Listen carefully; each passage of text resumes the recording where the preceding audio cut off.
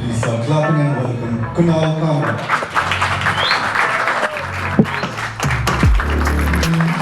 Hello, welcome to the last day of the workshop. What are we going to discuss today? The two important parts that I feel are the most essential to do stand-up. The two parts that I think make a stand-up show, which you are eventually headed towards. One is, how do you open a show? The second part is, how do you close a show? And for today, the exercise is simple. You all have to write your opening joke. What is the joke that you are comfortable opening with? And your closing premise. What is the premise that you would joke about to close your stand-up show? So are we ready to start with how to open a show? How does the opening work? We're going to see three amazing comedians here. And let's see how it goes. For Shazia Mirza.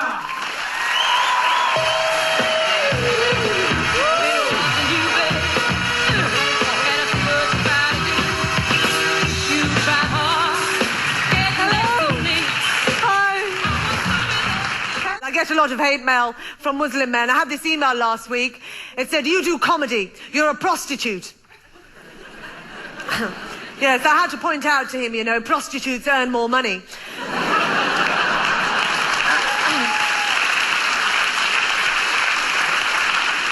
But what he doesn't realise is that I'm now using him as material. So effectively, he's my pimp.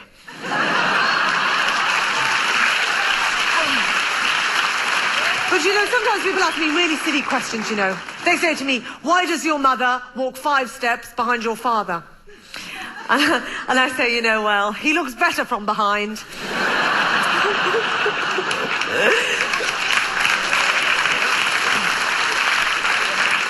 But actually, these days, the women are walking 5 steps in front of the husbands because of the landmines.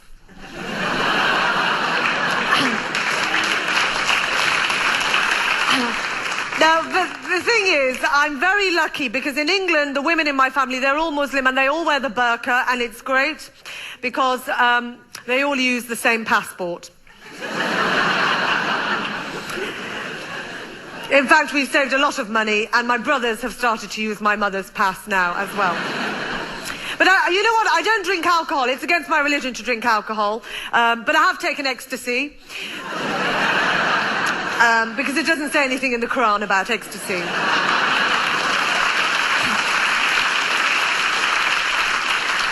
But I went to America recently, not to blow anything up, just for comedy.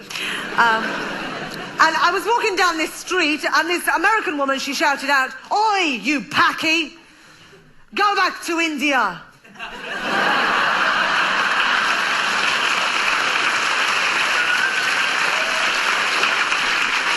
Now, I know that the Americans are bad at geography, but that is taking the piss. But I was talking to her, she said to me, you know, I love what you do, and I understand everything you're talking about, because I used to live in Islam once. But you know, my parents, you know, they really want me to get married, but the thing is that Muslim men don't want to marry me, because I speak.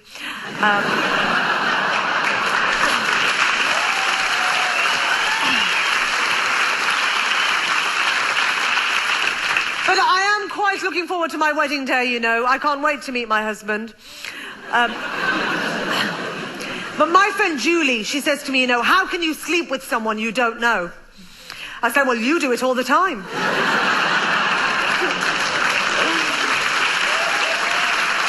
Well, I went to Denmark recently, and I got on the plane with my burqa on, dressed like this, and this woman, she refused to sit next to me. Obviously, she hadn't watched Harry Potter.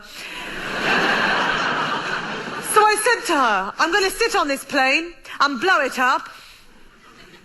And you think you're going to be safer 3 rows back?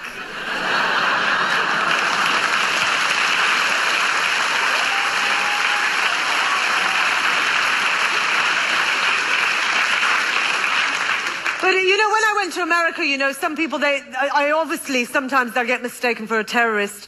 And I got stopped at customs in New York. The first question he said was, have you ever grown a beard? I said, look, I'm an Asian woman. Of course I've grown a beard. Then he said, how often do you have negative thoughts about the USA? I said, well, every time they attack someone, so quite often. And he said, are you affiliated with oil or money? I said, I've got a car and I'm not poor. What, does that make me a terrorist? But you know, they thought that my mum was a terrorist. Now all she does is cook all day. What's she going to do, run a kebab through someone? Now, recently I was in the vagina monologues. Have you got the vagina monologues in Sweden, yeah? Have you heard of vaginas? Yes? Now, what happened was, Eve Ensler, who wrote the monologue, she asked me to write a monologue on Muslim vaginas. Because she'd written the book and there wasn't one in the book already, obviously. And she was scared to get killed, so she said to me, will you do it? And I said, yeah, all right. She said to me, can you describe what Muslim vaginas are like? I said, Muslim vaginas are like the Channel Tunnel. It's not that they're long. It's just that there's lots of Taliban trying to get in. I've been Shazia Mirza. Thank you. So that was the legendary Shazia Mirza. She is at a comedy festival, pretty obviously in Sweden. She comes up, she addresses her immediate identity, jokes about it in a way that the audience relates to it. This is an early 2000s video. She is joking about her personal experience, which is a part of her identity. And hence it makes perfect sense. And hence you have no guilt while laughing at those jokes because clearly Shazia has those experiences. And hence it seems very fair for you to laugh at those jokes. The point of seeing the video is how she comes up, how she starts. She's clearly established a fuck you character in the first, say, even 5 seconds before she says her word. It's clearly not a set which is where she's storytelling or she is doing something more elaborate. She knows it's a comedy festival.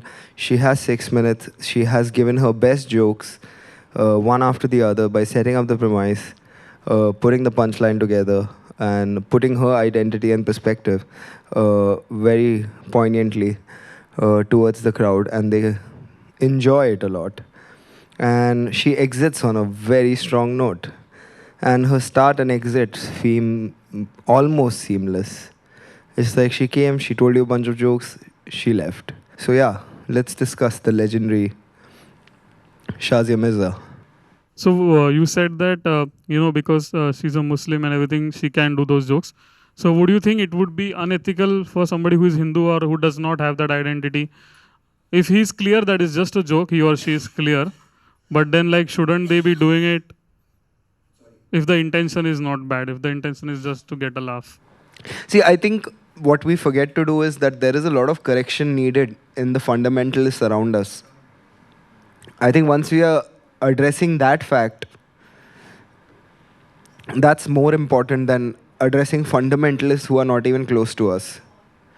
It's not about the intentions of a person making a joke on a certain community. It is never the intentions, it's always the outcome. You may have a very funny observation, but you must grant the person who comes from that lineage or knows better about that identity to joke about that subject. Like, for example, we will never be accepting of a comedian that's not a Hindu to make jokes about our faith. By our faith, I mean all of you, because after 2014, all of us are Hindu. So, I mean, collectively, we would be upset at that. Yeah, so something similar to the identity thing over here. Like, I'm a Muslim from Gujarat. So the thing is that whenever I am performing like longer bits in Gujarat, like be it like 20-30 minute sets, what often happens is that if I am not acknowledging it, someone in the audience acknowledges that you are a Muslim. So I have to somehow joke on it. So is it necessary? One second, how do they acknowledge that you are a Muslim? As in, like, be it someone heckling or even if I'm doing crowd work and somehow they are relating it to me being a Muslim or something like that. Really? In every show? If it's a longer 20-30 minute bit, then somehow someone will comment something on it. Because I think that it's Gujarat. So I think that somebody, because if it's Gujarat, they haven't seen a lot of Muslims doing stand-up. Correct. And they have not seen a lot of Muslims living also. Absolutely. Not Yeah. their taste. in general. Okay. So they address it. Yeah, so they address it. So But I think that is it, yeah. right? Like you can't be going around Gujarat without addressing the fact that you're Muslim.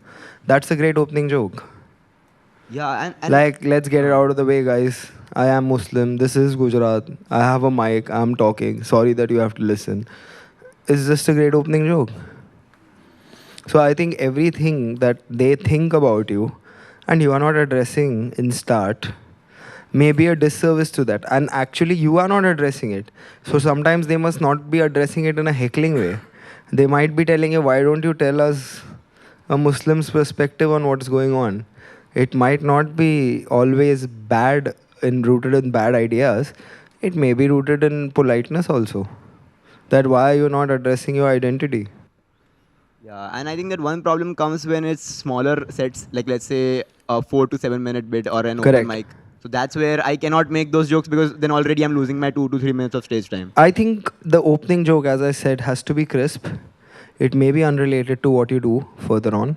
And it has to grab their attention and command over them that, listen, I know how to do stand-up. I can make you laugh in 30 seconds. So that's important. Whether you're doing a 4-minute set, 7-minute set, 10-minute set, or a 30-minute set, that part remains almost the same. Can your opening joke be unrelated to the set? Like you do an opening joke and then you move on to the set. Steve Martin's opening joke was unrelated to every set. He used to come on stage and he used to always say, I'm having a good time here. And then he used to move here and he'd be like, having a good time here also. So that's an unrelated joke to every set. But that is addressing the comedy room. I think a lot of comedians also have the strong, like a lot of British comedians, their first opening joke is really, really, really strong and it is the same everywhere. It is not related to what they're going to close with. It's not related to what they're going to do afterwards. It could be an introduction to their name. It could be an introduction to what they're wearing. Or it could just be entering the stage in such a way that makes people laugh. Your opening joke sometimes may not have to be said out loud. A lot of comedians do crack their first joke without speaking a word. So there are a lot of ways to do it. But if you see a good comic always gets a big laugh on his opening joke under 30 seconds of him or her getting on stage. Is milking a topical headline a good strategy for an opening joke? 100%, but depends on how solid do you want your opening to be. Like, are you going to go to like 50 different countries and soak in 50 different headlines every time for an opening joke? Is that your policy? Is that what you're okay doing? Is rest of your set political and topical? Like, something big may happen on the day you are doing a show. That time it makes sense. But that can't be a everyday strategy. That every time you look for what is the biggest headline today and have a joke on it. That may not work 100% of the times. Unless the joke is not based on the headline at all and the headline is just say a setup for the joke. I know what you guys read in the newspaper today. It's always something like, however, when you guys come to a comedy show, you all expect something like, it can be a joke where you're addressing what they read in the newspaper, addressing the headline, but the structure of the joke can be such that it is new at every venue, every time you do it. So still forming that opening joke structure is important. Can your opening joke be an anecdote, like a small story or something like that? I think in the opening joke, once you get them to laugh for the first time, it is not for them actually, it is for you. The moment you get your first laugh, it comforts you. Then you can get into any anecdote, any story, anything further on. But the first thing that should get you a laugh should be timed, should be fast, and should be very establishing of who you are and what you're going to do further. Kunal, I had just Yeah. one additional question. So, like when one is doing that, cracking joke about one's own identity, for example, Like as you Yeah. said, it's better if you do that. But Yeah. then in the mind of the audience, doesn't it create a problem for optics कि अरे ये तो सिर्फ एक faith के ऊपर, भले वो खुद का faith है, उसके ऊपर joke कर रहा है, but he is not joking about other faith, तो इसका मतलब ये biased है. तो वो they switch off their rational brain and think that oh this guy has an agenda, so they'll not listen to you. I don't think audiences are like that who Okay. feel like a comedian is biased because they are at the show enjoying the jokes. I think when you put it up online, then the bias starts because these are not ticket paying audiences. They want you to have a joke on all the things. And a lot of comedians do that balancing act also, but it doesn't really work well. I just feel that you should joke about subjects that you have experienced in a way that somebody else has not. And you have experienced and soaked in your culture, your cultural practice in ways that somebody else has not. Like while watching Shazia, I found out that Shazia's mom walks 5 steps behind her dad. There must be some sort of cultural value to that, and hence she is addressing it. So I just feel that we have more in-depth insight to our cultural practice versus someone else's. And hence there are better jokes there, regardless of what the Twitter audience says. We'll move to the next comic. This is my favorite comic of all times after Doug Stanhope. This is the number 2. But it's fine. He is not alive, so it's fine. And I love the way he opens this show. Let's watch the legendary George Carlin.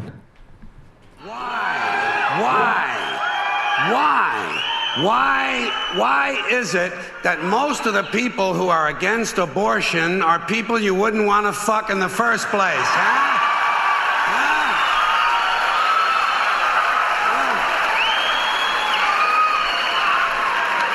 Boy, these conservatives are really something, aren't they? They're all in favor of the unborn. They will do anything for the unborn. But once you're born, you're on your own.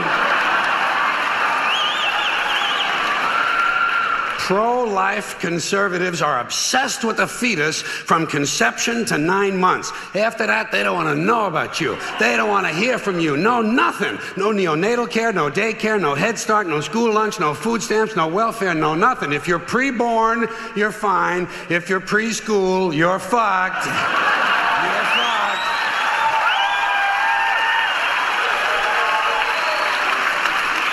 Conservatives don't give a shit about you until you reach military age. Then they think you are just fine, just what they've been looking for. Conservatives want live babies so they can raise them to be dead soldiers. Pro-life. Pro-life. These people aren't pro-life, they're killing doctors. What kind of pro-life is that? What, they'll do anything they can to save a fetus, but if it grows up to be a doctor, they just might have to kill it? They're not pro-life. You know what they are? They're anti-woman. Simple as it gets. Anti-woman. They don't like them. They don't like women. They believe a woman's primary role is to function as a broodmare for the state. Pro-life. You don't see many of these white anti-abortion women volunteering to have any black fetuses transplanted into their uteruses, do you? No, you don't see them adopting a whole lot of crack babies, do you? No, that might be something Christ would do. And you won't see a lot of these pro-life people dousing themselves in kerosene and lighting themselves on fire. You know, morally committed religious people in South Vietnam knew how to stage a goddamn demonstration, didn't they? Huh?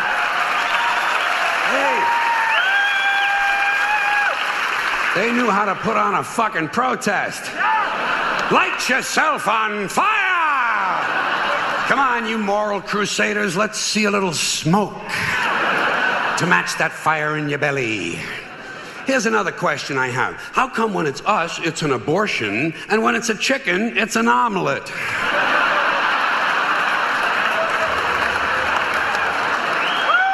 Wait.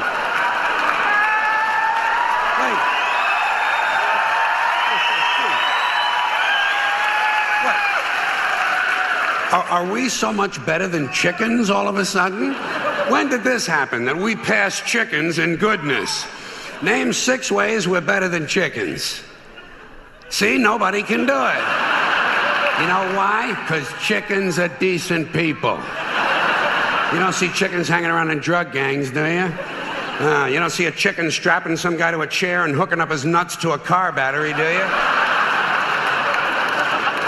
When's the last chicken you heard about came home from work and beat the shit out of his hen, huh?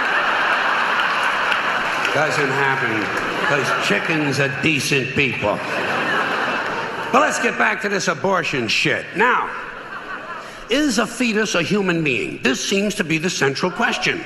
Well, if a fetus is a human being, how come the census doesn't count them? If a fetus is a human being, how come when there's a miscarriage, they don't have a funeral? If a fetus is a human being, how come people say we have 2 children and 1 on the way, instead of saying we have 3 children? People say life begins at conception. I say life began about 1 billion years ago, and it's a continuous process. Continuous, just keeps rolling along. Rolling, rolling, rolling along.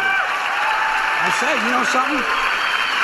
Listen, you can go back further than that. What about the carbon atoms? Huh? Human life could not exist without carbon. So is it just possible that maybe we shouldn't be burning all this coal? Just looking for a little consistency here in these anti-abortion arguments. See, the really hardcore people will tell you life begins at fertilization. Fertilization when the sperm fertilizes the egg, which is usually a few moments after the man says, gee, honey, I was going to pull out, but the phone rang and it startled me.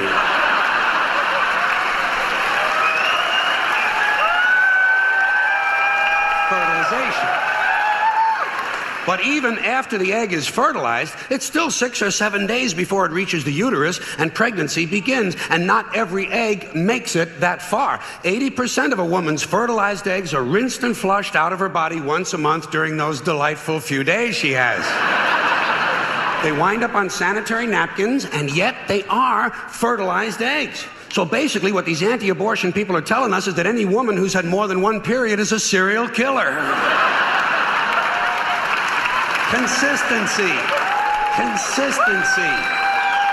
Hey, if they really want to get serious, what about all the sperm that are wasted when the state executes a condemned man and one of these pro-life guys who's watching comes in his pants, huh? Here's a guy standing over there with his jockey shorts full of little Vinnies and Debbies, and nobody's saying a word to that guy.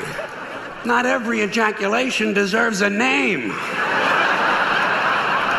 Now, speaking of consistency, Catholics, which I was until I reached the age of reason,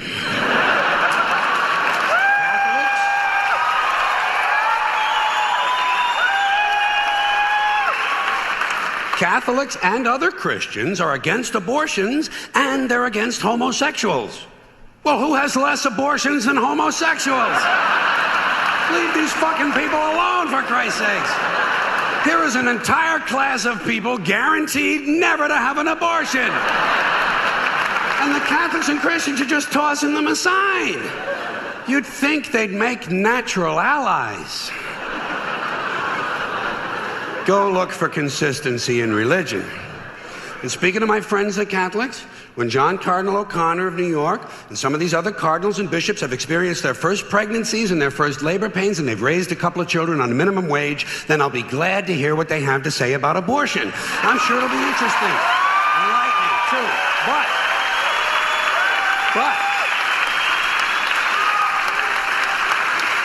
in the meantime, what they ought to be doing is telling these priests who took a vow of chastity to keep their hands off the altar boys. Keep your hands to yourself, Father. You know? When Jesus said, suffer the little children come unto me, that's not what he was talking about.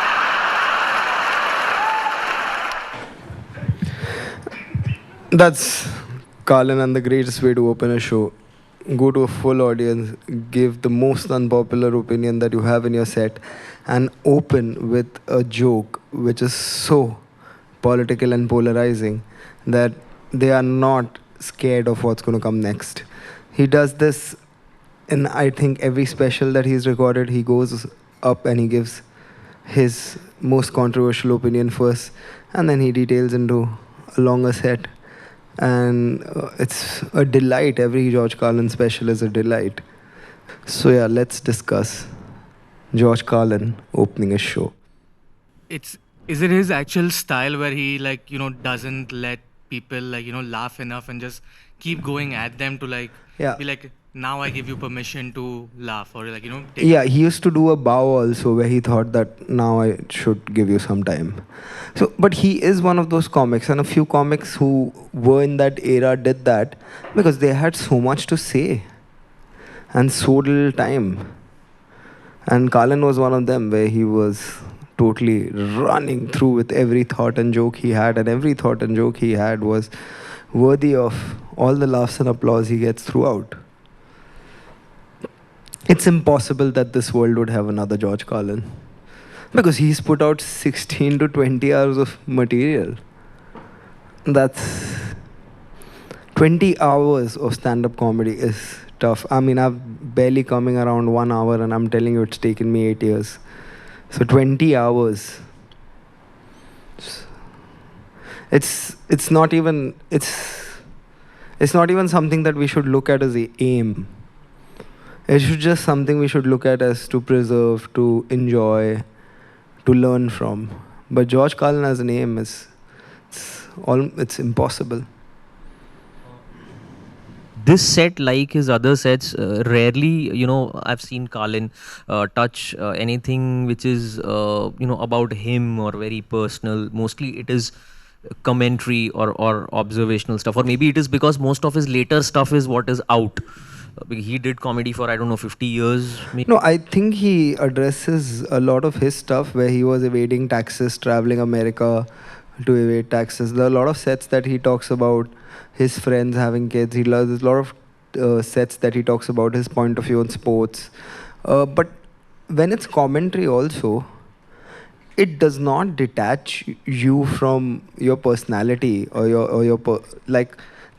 it's not like they have to know more about you. They know enough about you to know that you can speak on these issues.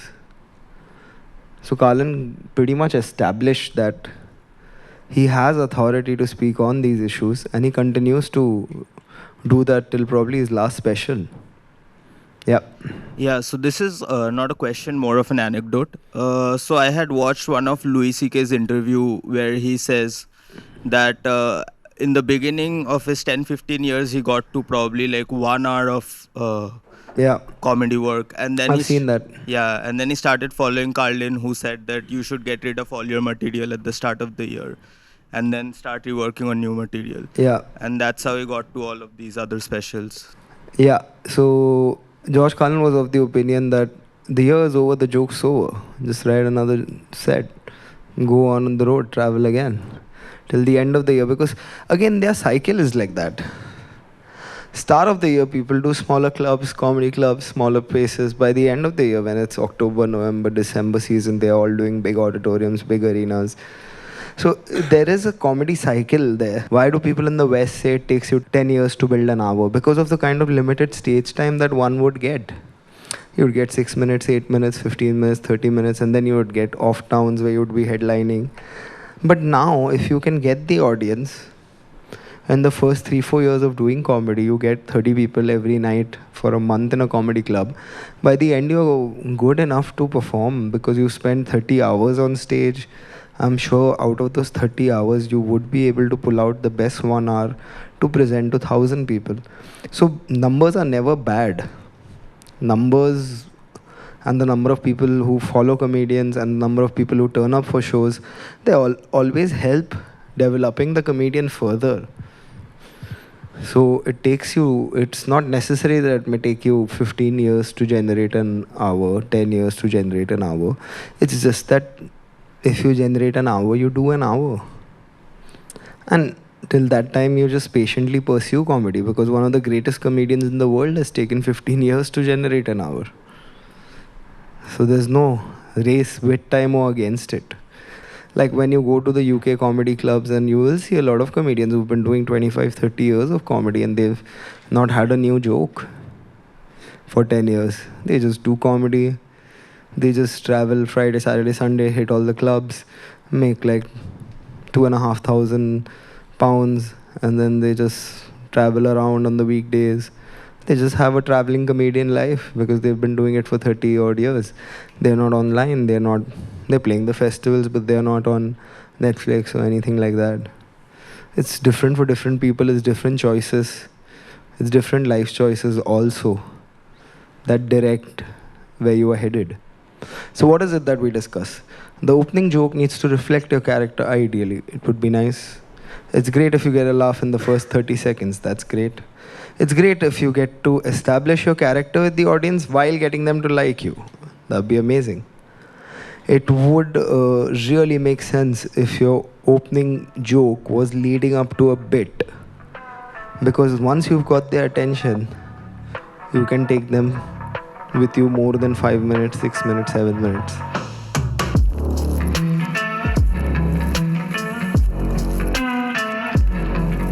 You all will all write your opening joke and just tell me the premise, just the premise of what would you choose to close the show with. And then we come back to discussing how to close the show. Yep, 20 minutes. You guys can sit in the room and do this. We'll just turn on the timer